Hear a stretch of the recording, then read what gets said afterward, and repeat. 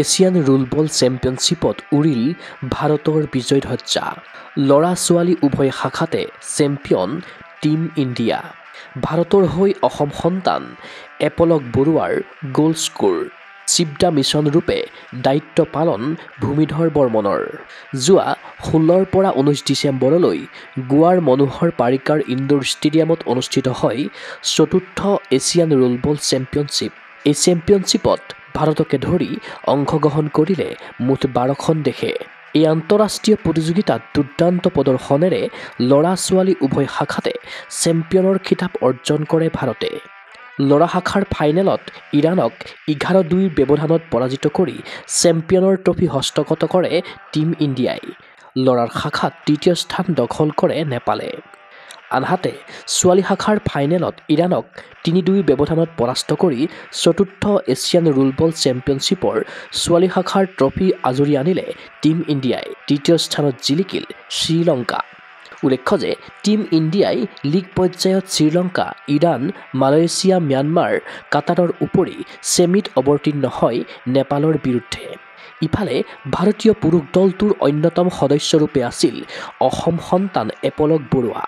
তেওঁ এই প্ৰতিযোগিতাত শ্ৰীলংকাৰ বিৰুদ্ধে 2টা গ'ল, মালয়েছিয়াৰ বিৰুদ্ধে 5টা গ'ল আৰু নেপালৰ বিৰুদ্ধে 2টা গ'ল স্ক'ৰেৰে টিম ইণ্ডিয়াৰ বিজয়ত অৱদান আগবঢ়ায়।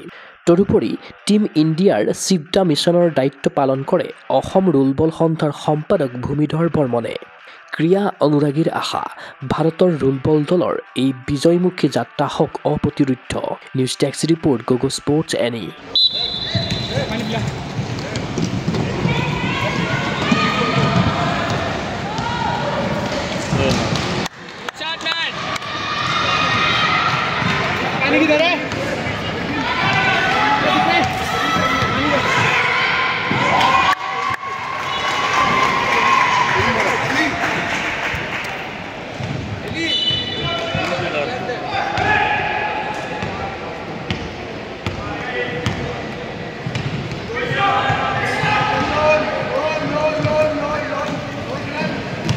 গুৱাহাটীৰ মাজমজিয়াত নৰ্থ ইষ্টৰ প্ৰথমখন এক্সক্লুচিভ মাৰ্চেল আৰ্টছ সামগ্ৰীৰ শ্ব'ৰুম তথা বিপণী Tirupati sports. Karate, wushu, taekwondo, boxing, jujitsu, pencak silat, judo আদি 7টাকৈ সমৰ কলা ইভেণ্টৰ ইউনিফৰ্ম আৰু প্ৰশিক্ষণৰ সামগ্ৰী ইয়াত উপলব্ধ। Tracksuit, jersey, martial arts medal, memento, trophy ক্ৰয় কৰিব পাৰিব পাইকাৰী মূল্যত। ফুটবল, ভলীবল, বাস্কেটবল, ক্ৰিকেট আদি ইভেণ্টৰ সামগ্ৰীৰ ছাপ্লাইৰ বাবে অৰ্ডাৰো লোৱা হয়। কাৰাটে, টাইকোৱাণ্ডোৰ নেশ্যনেল ফেডাৰেশ্যনৰ দ্বাৰা এপ্ৰুভড ব্ৰেণ্ড আৰু আপ টু ডেট সামগ্ৰীৰ বাবে একমাত্ৰ বিশ্বাসযোগ্য আৰু নিৰ্ভৰযোগ্য প্ৰতিষ্ঠান।